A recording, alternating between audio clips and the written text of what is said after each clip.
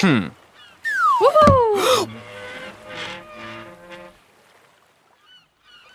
Let's try another shift in our consciousness. This is an interesting one. Switching between consciousness and self-consciousness. You can be doing something, right? But you're not necessarily focused on you doing that thing. Yeah. Right? But then all of a sudden you kind of get thrown back onto yourself and all of a sudden you're like, oh, wait a second. So I think an example let's throw out a couple of examples that could happen, right? You'd be sitting in a class, just kind of listening to the teacher or whatever else, right? And all of a sudden she looks at you and you slowly become aware that it's about to happen. And she's like, asks you a question. And all of a sudden the whole class's focus is on you. Right. What's that feel like? It is sort of a jarring experience to go sort of like from like a passive, like with this going from like a passive to an active perspective in like my own life. Aware of like, we're like, oh, like I'm a person, I have to do things. So I would say that it takes a second to like actually process what's expected. Like to kind of like take like if I've been like listening to the teacher, obviously like I would almost know like the next logical step in what she would be. Like maybe she would have been leading up to a question. But in my mind, it would take a second for that information to sort of like get it going from like memory mode to like talking about this mode. Well, yeah, and like let's focus on the conscious versus self-conscious aspect of it, right? Like, so, you can be conscious of the lecture and paying attention, and then it's different though when all of a sudden your focus gets thrown onto you. Yeah. Do you know what I mean? Like there's an emotional reaction. Like you can be afraid. Yeah. You feel kind of put upon. Do you know what I mean? Yeah. Like what does it even mean to be self-conscious? Yeah, well, to be self-conscious is just like being uncomfortably aware of yourself. Like people say the two words are just like self-conscious, just like being aware of yourself. But the way that they're used, it's like you're awkward, you're uncomfortable. And that's probably a good description of what we're saying right now, where it's like when your attention is pulled to yourself and you're feeling self-conscious about it, you're like almost awkward about your own existence. Does it feel like it's something that you intend, or is it something that kind of happens to you? Definitely something that happens to me. Yeah, and I think that classic philosophy certainly describes it that way. Hegel, I think, was probably the best philosopher to originally articulate this in my reading. He would talk about the gaze of the other, throwing you onto yourself. Right. Right?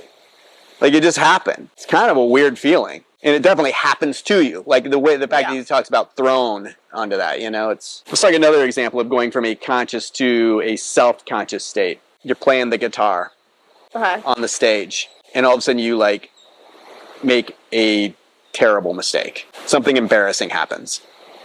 Maybe you sneeze and, snot shoots across to, the person, your audience or whatever, right? Like some weird thing that like, all of a sudden you're like it's embarrassing. What's that feel like? Embarrassing. It's almost like being pulled from like being in the zone to being like in a self-conscious state. And it's like a similar process, except like more like mortifying, where you're like focusing on something out of yourself. You're focusing on doing something, but not on yourself doing it. And then all of a sudden you're there and you're like, oh my gosh, like I've been doing this. I am doing this. Like I'm sort of like responsible for my own actions of what's going into this. And like, it's definitely not a pleasant experience. No. It's like sudden, it's awkward, and it's like, it's really hard to like get back to like to overcome that.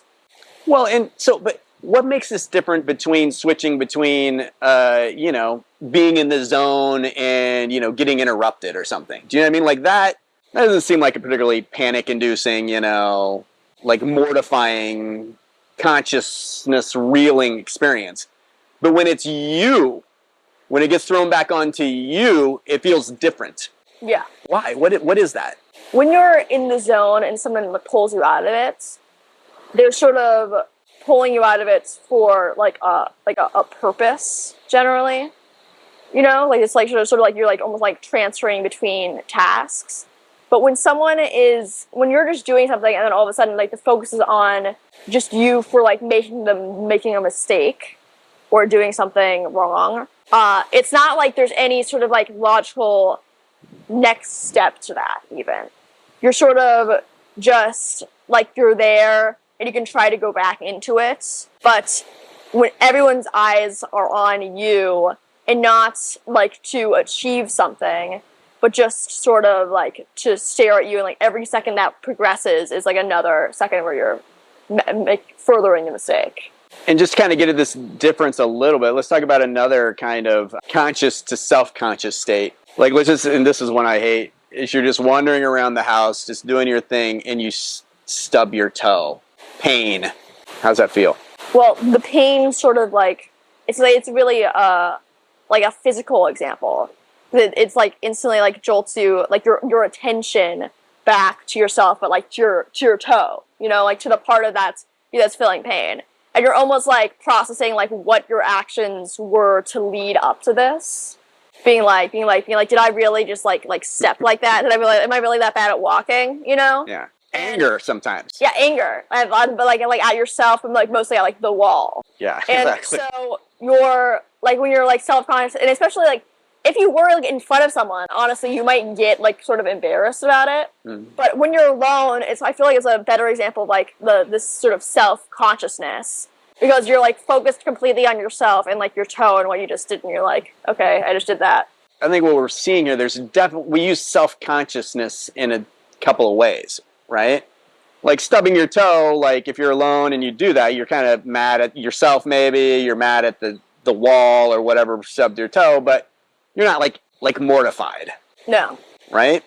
But when it's some other person that is now pulling you into a self-conscious state, you're like aware of them being aware of you.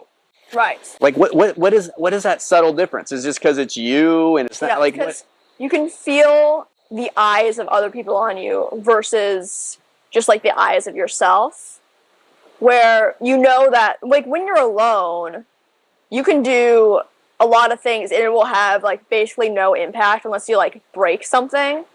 But when you're with other people, every action that you make, I feel like we talked about this before, like the gaze of the other, every action that you make is something that has an impact just on other people's perceptions of you.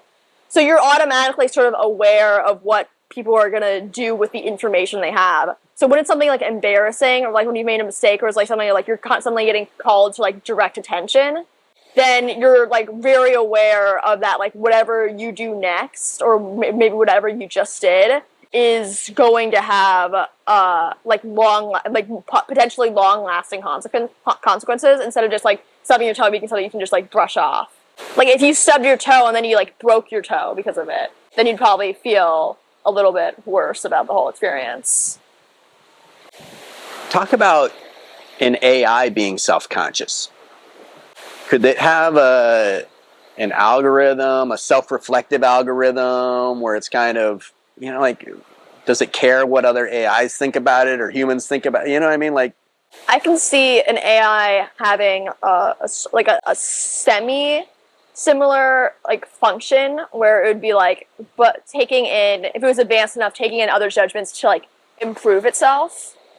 But I can't necessarily see it being that similar in the emotional context of like suddenly being aware of everyone's eyes on you, and then almost feeling like frozen in place and unsure of what to do next, and like feeling worse about yourself.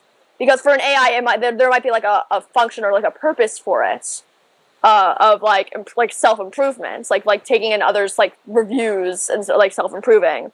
But for us, it's not necessarily a matter of self-improvement. Like obviously, like if you made a mistake, you want to fix it, but it's more just the mortification of having just made that mistake and you're almost unsure about it. I feel like the AI would have to care about its reputation, right? Like, I mean, that seems kind of like a weird thing. Yeah. It doesn't necessarily seem like something you'd put in an AI. Well, I don't know, though. You know, like, you want your AI to try to be correct. Yeah. Right? Like, I want it to focus on correctness. Like, you could even have a self-correcting feature. Do you know what I mean? Yeah, but that would be more of a, like, I made a mistake, time to fix it thing, than, like, the emotion experience with it, and then, like, what that emotion leads you to do or to not do. I feel like that would be different for, like, the human person, whether the than the AI. Yeah, and I think that gets us into a whole other conversation, which we will have, which is emotions. Right? I think that's going to be a whole conversation about is that where the magic happens? Is that where we're special? We hope that you enjoyed that video, and if you did, please consider checking out the next one in the series. Or some of our other series on philosophy and life. We upload videos every Friday, so don't forget to like and subscribe. Like and subscribe. See you next week.